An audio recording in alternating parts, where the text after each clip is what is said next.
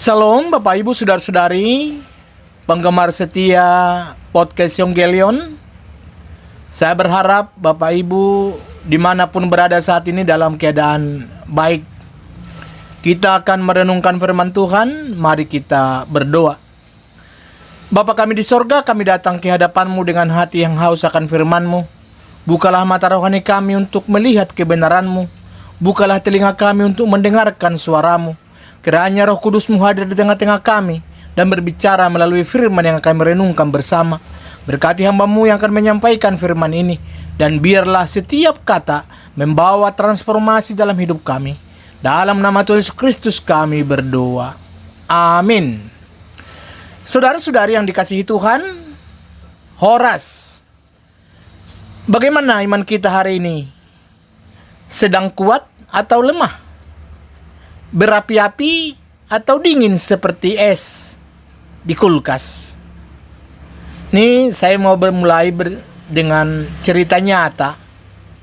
Jadi ada seorang bapak yang datang ke pendeta dan berkata, "Pak Pendeta, saya sudah berdoa bertahun-tahun, tapi sepertinya Allah tidak pernah mendengarkan doa saya.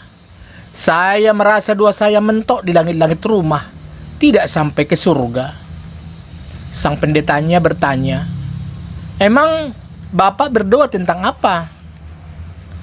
"Saya berdoa supaya istri saya berubah. Sudah 20 tahun saya berdoa, tapi dia tidak pernah berubah, sama saja. Cerewet, mau menang sendiri, suka ngatur-ngatur."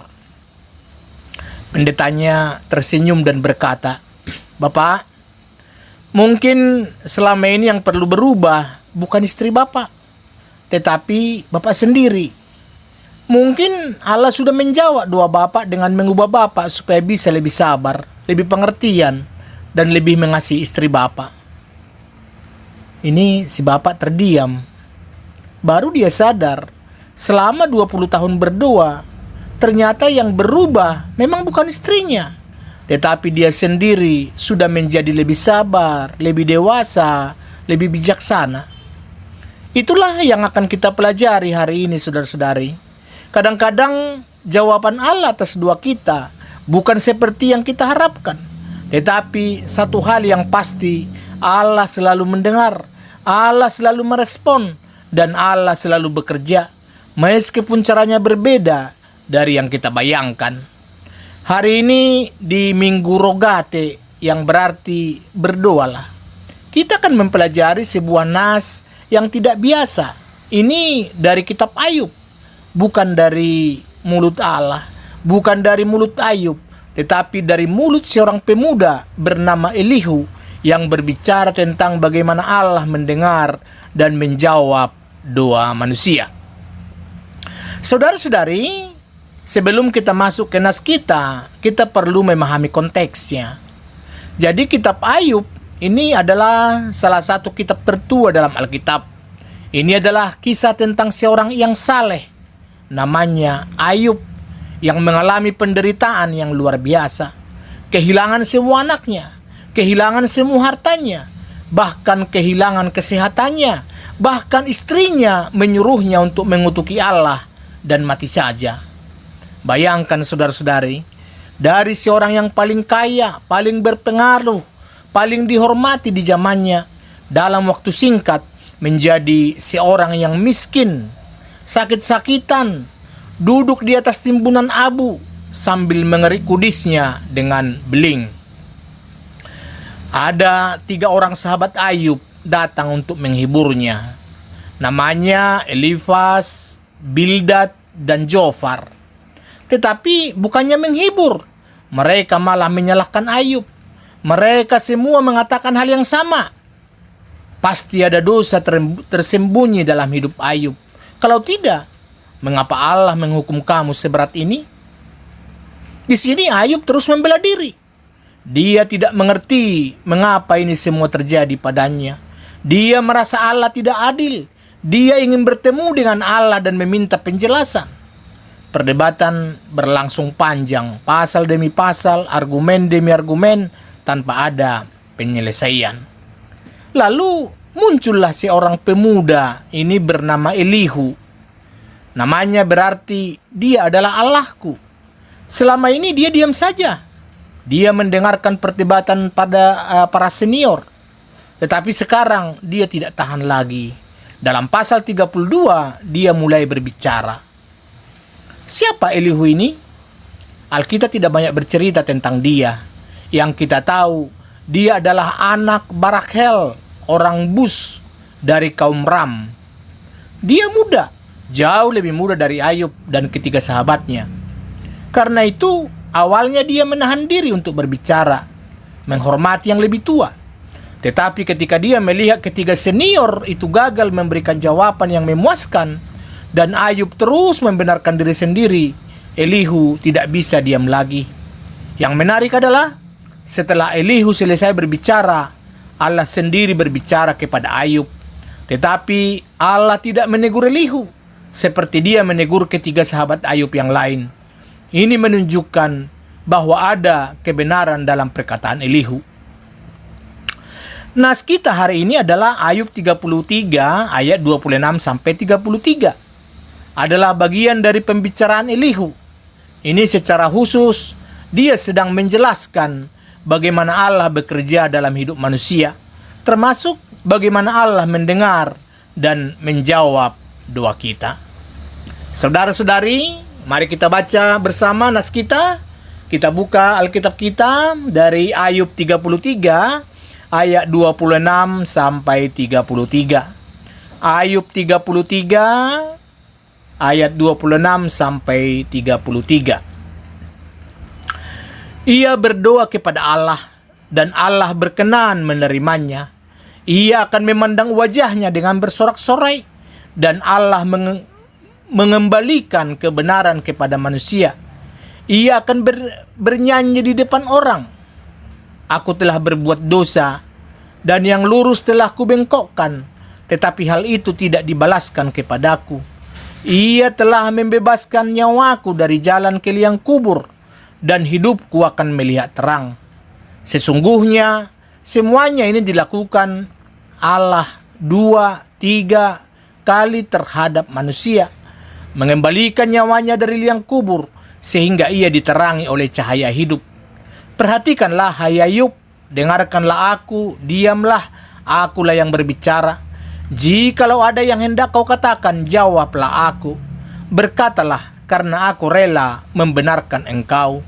Jikalau tidak, hendaklah engkau mendengarkan aku. Diamlah, aku hendak mengajarkan hikmat kepadamu. Sampai di situ bacaan kita hari ini.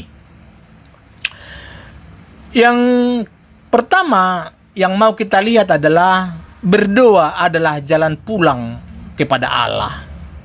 Di ayat 26 dikatakan, ia berdoa kepada Allah dan Allah berkenan menerimanya. Jadi konteks ayat ini sangat penting. Di sini Elihu sedang menggambarkan seseorang yang telah jatuh ke dalam dosa, yang telah jauh dari Allah, yang nyawanya hampir masuk ke liang kubur. Tetapi kemudian dia berdoa. Doa di sini bukanlah doa yang asal-asalan. Ini adalah doa pertobatan. Ini adalah doa dari hati yang hancur. Ini adalah doa dari jiwa yang sadar bahwa dia telah salah dan membutuhkan belas kasihan Allah. Dan perhatikan respon Allah. Dikatakan Allah berkenan menerimanya. Saudara-saudari, ini adalah berita yang luar biasa. Tidak peduli seberapa jauh kita sudah jatuh. Tidak peduli seberapa besar dosa kita. Tidak peduli seberapa lama kita sudah menjauh dari Allah. Ketika kita berdoa dengan sungguh-sungguh, dengan hati yang bertobat, Allah berkenan kepada kita. Ada orang yang berpikir, saya sudah terlalu berdosa, Allah pasti tidak mau mendengar doa saya lagi. Tidak. Itu adalah tipuan iblis. Alkitab berkata dalam Yesaya 59 ayat 1 dikatakan bahwa sesungguhnya tangan Tuhan tidak kurang panjang untuk menyelamatkan dan pendengarannya tidak kurang tajam untuk mendengar. Ingat kisah anak yang hilang di dalam Lukas 15. Dia sudah menghabiskan semua hartanya untuk berpoya-poya. Dia sudah jatuh begitu dalam sampai dia hidup bersama babi. dan makan makanan babi. Tetapi ketika dia sadar dan pulang ke bapaknya, apa yang terjadi? Bapaknya berlari menyambut dia, bapaknya memeluk dia, bapaknya mengadakan pesta untuk dia. Demikian juga Bapa Surgawi kita. Tidak peduli seberapa jauh kita sudah jatuh, ketika kita berdoa dan pulang kepadanya, Dia akan menerima kita dengan tangan terbuka. Saudara-saudari, saya pernah mendengar kesaksian seorang mantan preman. Dia bercerita, saya sudah bertahun-tahun hidup dalam dosa, minum, judi, main perempuan, berkelahi, melukai banyak orang. Kalau saya pikir Allah pasti sudah tidak peduli lagi dengan saya. Tetapi suatu malam dalam keadaan mabuk, saya jatuh di pinggir jalan. Tidak ada yang peduli. Semua orang lewat begitu saja. Saya menangis dan berkata, Allah, kalau Engkau masih ada, tolonglah saya. Dan malam itu juga, seorang pendeta lewat dan membawa saya ke gereja. Saya bertobat dan hidup saya berubah total. Itulah kuasa doa. Saudara-saudari, doa adalah jalan pulang kepada Allah. Tidak peduli seberapa jauh kita sudah pergi, doa akan membawa kita kembali ke rumah Bapa. Poin yang kedua, ini kalau kita lihat dari ayat 26b ya, bahwa berdoa membawa kita ke hadirat Allah. Ayat 26b dikatakan, Ia akan memandang wajahnya dengan bersorak-sorai, dan Allah mengembalikan kebenaran kepada manusia. Kalimat memandang wajahnya, kalau di dalam bahasa Ibrani adalah idiom yang sangat kuat. Ini berarti masuk ke hadirat Allah, mengalami perjumpaan dengan Allah secara pribadi, mengalami keintiman dengan Allah. Kalau di dalam budaya Timur Tengah kuno, bahwa melihat wajah raja adalah suatu kehormatan besar. Hanya orang-orang tertentu yang diizinkan masuk ke ruang tahta dan melihat wajah raja. Bahkan Ratu Esther, istri Raja Ahasuerus, tidak bisa sembarangan masuk ke hadapan raja. Dia harus menunggu raja mengelurkan tongkat emasnya sebagai tanda izin. Tetapi di sini Elihu mengatakan bahwa ketika kita berdoa kepada Allah dengan sungguh-sungguh, kita tidak hanya didengar, tetapi kita diizinkan masuk ke hadiratnya. Kita boleh memandang wajahnya, dan lebih dari itu, kita memandang wajahnya dengan sorak-sorai, dengan sukacita, dengan kemenangan, dengan perayaan. Mengapa?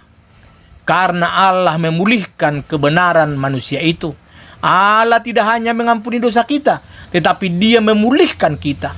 Dia mengembalikan hubungan kita dengannya. Dia memberikan kita status yang benar di hadapannya. Ini seperti cerita seorang ibu yang punya anak nakal. Anaknya sering berbuat salah, sering mengecewakan dia. Suatu hari anaknya pulang dengan menangis. Ibu, maafkan saya salah. Apa yang dilakukan sang ibu?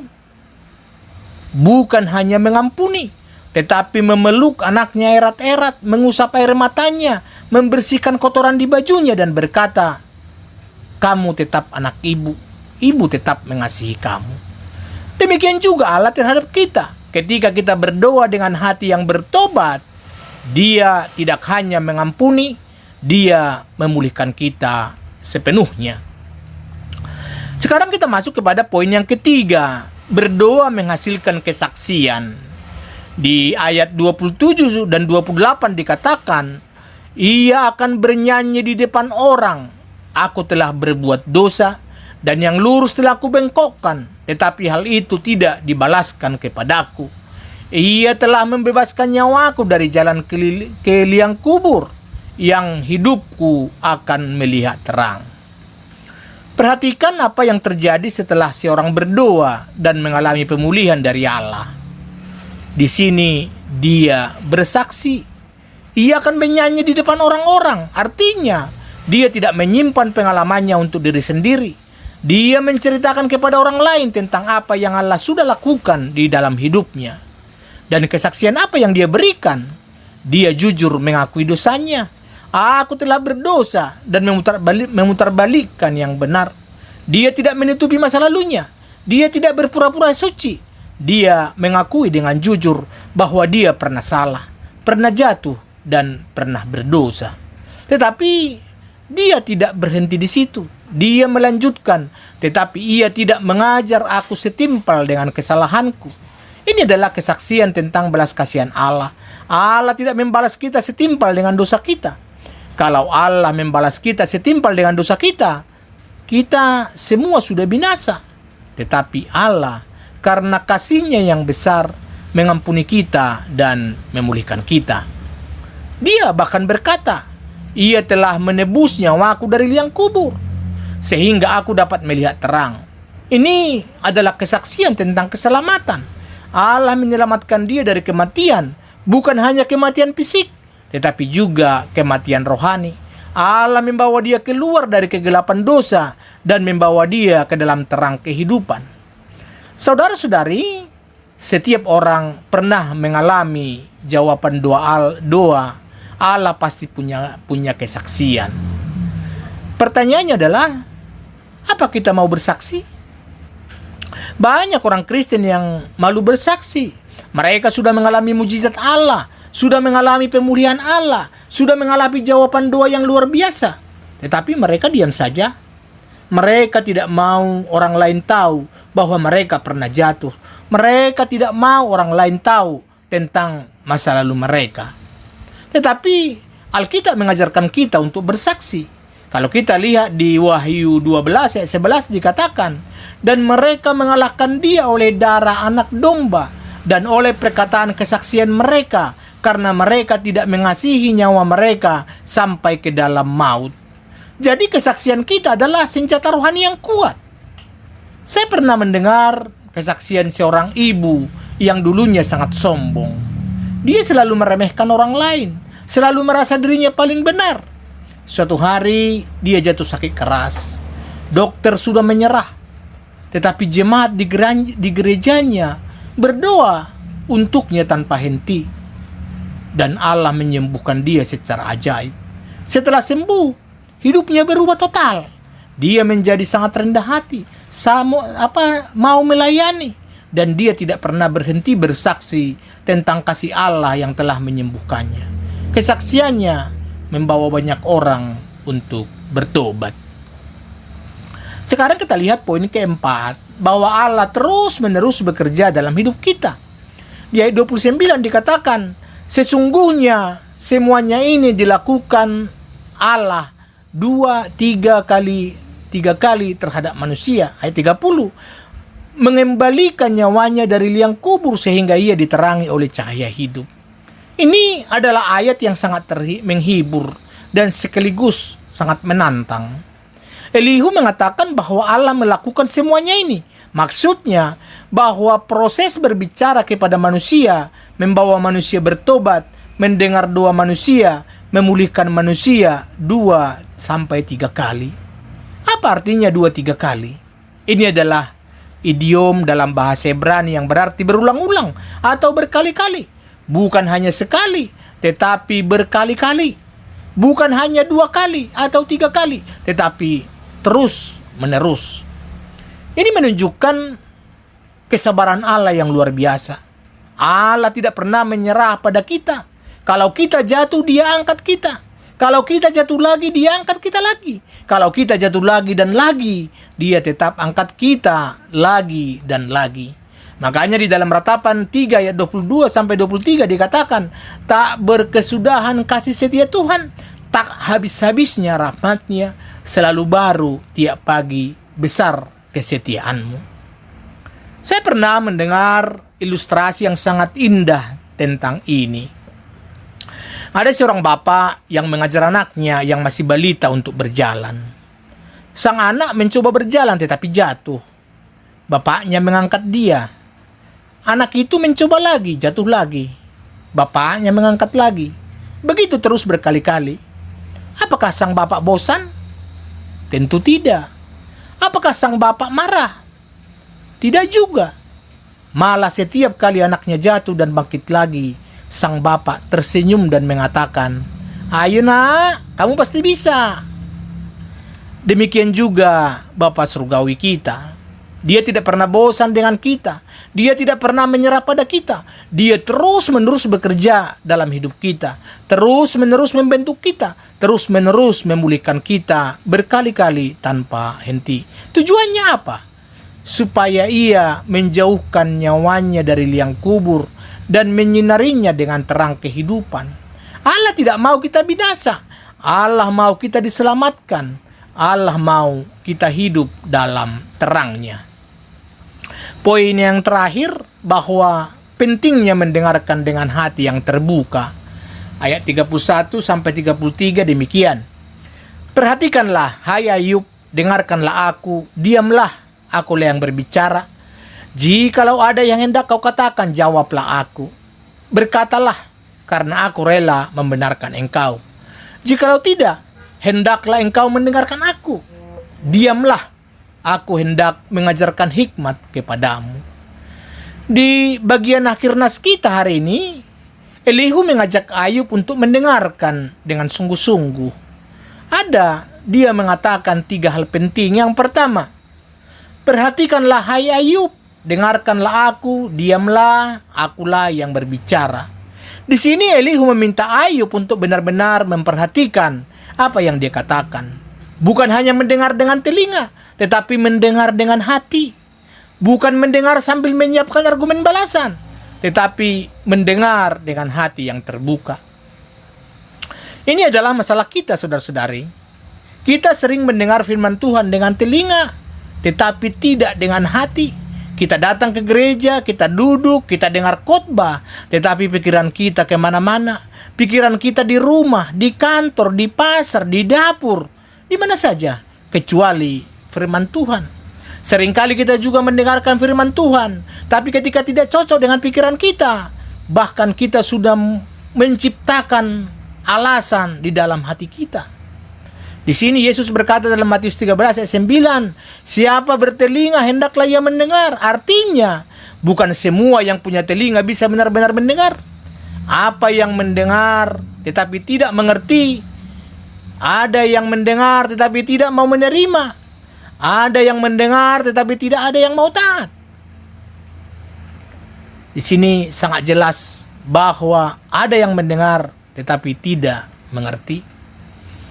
Yang kedua, jikalau ada yang hendak kau katakan, jawablah aku, berkatalah karena aku rela membenarkan engkau. Di sini Elihu membuka ruang untuk dialog. Dia tidak memaksakan pendapatnya. Dia tidak menutup telinga untuk argumen lain. Jika Ayub punya sesuatu yang mau dikatakan, silakan bicara. Ini menunjukkan kerendahan hati Elihu. Meskipun dia yakin dengan apa yang dia katakan, dia tetap terbuka untuk mendengar perspektif lain. Ini adalah pelajaran bagi kita semua. Dalam berdoa, kita tidak hanya berbicara kepada Allah, kita juga perlu mendengarkan Allah. Dalam belajar firman Tuhan, kita tidak hanya mencari pembenaran untuk pendapat kita sendiri. Kita perlu terbuka untuk dikoreksi oleh firman Tuhan. Yang ketiga, jikalau tidak, hendaklah engkau mendengarkan aku. Diamlah, aku hendak mengajarkan hikmat kepadamu. Tetapi jika Ayub tidak punya argumen, maka dia harus diam dan mendengarkan, karena Elihu mau mengajarkan hikmat kepadanya. Jadi hikmat ini adalah hal yang sangat penting dalam hidup Kristen. Hikmat bukan hanya pengetahuan. Hikmat adalah kemampuan untuk menerapkan pengetahuan dengan benar. Hikmat adalah kemampuan untuk melihat hidup dari perspektif Allah. Dan untuk mendapatkan hikmat, bahwa kita perlu diam dan mendengarkan. Kita tidak bisa belajar hikmat kalau mulut kita terus berbicara. Kita tidak bisa menerima hikmat kalau hati kita terus-menerus memberontak. Sekarang saudara-saudari yang terkasih, mari kita lihat bagaimana kita menerapkan nas ini dalam kehidupan kita sehari-hari. Yang pertama, jangan pernah merasa terlalu jauh untuk berdoa. Mungkin ada di antara kita yang merasa sudah terlalu jauh dari Allah. Mungkin ada yang merasa dosanya sudah terlalu besar untuk diampuni. Mungkin ada yang merasa hidupnya sudah terlalu rusak untuk dipulihkan. Tetapi nas kita hari ini memberitahu kita, tidak ada yang terlalu jauh bagi Allah. Elihu berbicara tentang seseorang yang nyawanya hampir masuk ke liang kubur, sudah sangat dekat dengan kehancuran total. Tetapi ketika orang itu berdoa, Allah mendengar, Allah memulihkan, Allah menyelamatkan. Jadi jangan pernah berkata, Allah pasti tidak mau lagi mendengar doa saya. Itu adalah kebohongan iblis. Selama Anda masih bernapas, selama jantung Anda masih berdetak, selama Anda masih hidup, pintu surga masih terbuka bagi Anda. Allah masih menunggu Anda untuk pulang kepadanya.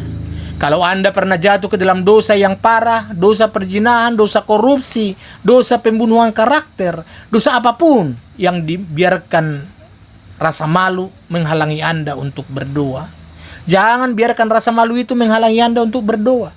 Datanglah kepada Allah dengan hati yang hancur dan menyesal. Akuilah dosa Anda, minta pengampunannya, dan percayalah bahwa Dia akan mengampuni Anda. Di sini kita lihat bahwa Raja Daud, seorang yang melakukan perzinahan dan pembunuhan, bisa diampuni. Petrus yang menyangkal Yesus 3 kali bisa dipulihkan. Paulus yang menganiaya orang Kristen bisa diselamatkan. Kalau mereka bisa, mengapa Anda tidak bisa? Yang kedua, berdoa bukan hanya meminta, tetapi juga bertemu dengan Allah. Masalah kita adalah kita sering berdoa hanya untuk minta ini, minta itu. Kita berdoa seperti menyerahkan daftar belanjaan kepada Allah. Allah, saya mau ini, saya mau itu, saya mau ini lagi. Selesai berdoa, kita langsung pergi. Tidak ada intimasi, tidak ada perjumpaan, tidak ada relasi. Tetapi nas kita mengatakan bahwa ketika kita berdoa, kita memandang wajahnya dengan sorak-sorai. Artinya ada perjumpaan pribadi dengan Allah, ada pengalaman hadirat Allah yang nyata. Kapan terakhir kali saudara mengalami hadirat Allah dalam doa saudara? Kapan terakhir kali Anda merasakan kedekatan dengan Allah ketika berdoa? Kapan terakhir kali Anda menangis di hadapan Allah karena merasakan kasih-Nya yang begitu besar?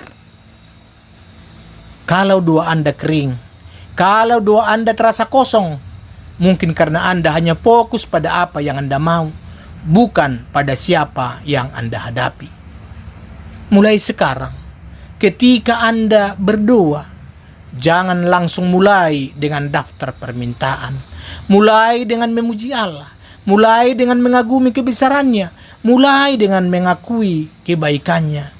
Biarkan hati saudara terhubung dengan Tuhan terlebih dahulu. Baru setelah itu sampaikan kebutuhan saudara. Itu seperti anak kecil yang pulang dari sekolah. Dia tidak langsung bilang, "Bu, saya lapar, saya mau makan." Dia akan datang memeluk ibunya dulu, bercerita tentang harinya, merasa aman dalam pelukan ibunya. Baru kemudian dia bilang dia lapar. Demikian juga kita dengan Bapa surgawi kita. Ini ada sebuah cerita berbincang ketika berbicara tentang program-program gereja.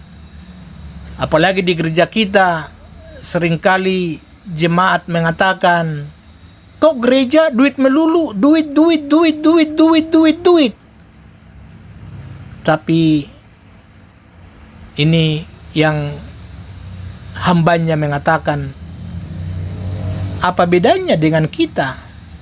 Bahkan kita pun ketika berdoa kepada Allah, justru yang selalu kita minta kebutuhan kita. Kita selalu berdoa untuk apa yang kita perlukan. Jadi sebenarnya bagi kita, gereja pun harus meningkatkan pelayanan kepada jemaat, supaya ketika gereja meminta uang kepada jemaat, jemaat tidak merasa mereka diperas selalu minta uang. Tapi ingat, bagi jemaat, kita juga harus sadar bahwa bukan hanya gereja yang selalu duit minta kebutuhan gereja, tapi jemaat pun seringkali yang ketika berdoa selalu meminta kebutuhannya sendiri. Yang ketiga, bersaksilah tentang apa yang Allah sudah lakukan. Jadi setiap kita pasti punya cerita tentang bagaimana Allah sudah menjawab doa kita. Mungkin Allah sudah menyembuhkan penyakit kita. Mungkin Allah sudah menyelesaikan masalah keluarga kita. Mungkin juga Allah sudah memberikan pekerjaan ketika kita sedang dalam kesulitan finansial. Mungkin Allah sudah menyelamatkan anak kita dari bahaya. Pertanyaannya, apakah kita sudah bersaksi tentang hal itu? Orang Batak dikenal sebagai orang yang suka bercerita. Kalau ada gosip, seringkali cepat sekali menyebar. Kalau ada berita skandal, langsung heboh. Tetapi kalau diminta bersaksi tentang kebaikan Allah, kok malah malu-malu ya? Saudara-saudari, kesaksian kita sangat penting. Kesaksian kita bisa menguatkan iman orang lain. Kesaksian kita bisa membawa orang bertobat. Kesaksian kita bisa memuliakan nama Tuhan. Di dalam nas kita, orang yang sudah mengalami pemulihan akan menyanyi di depan orang-orang. Dia tidak menyimpan pengalamannya untuk diri sendiri. Dia bersaksi. Jadi, mari mulai minggu ini, ketika ada kesempatan untuk bersaksi di depan orang, jangan malu.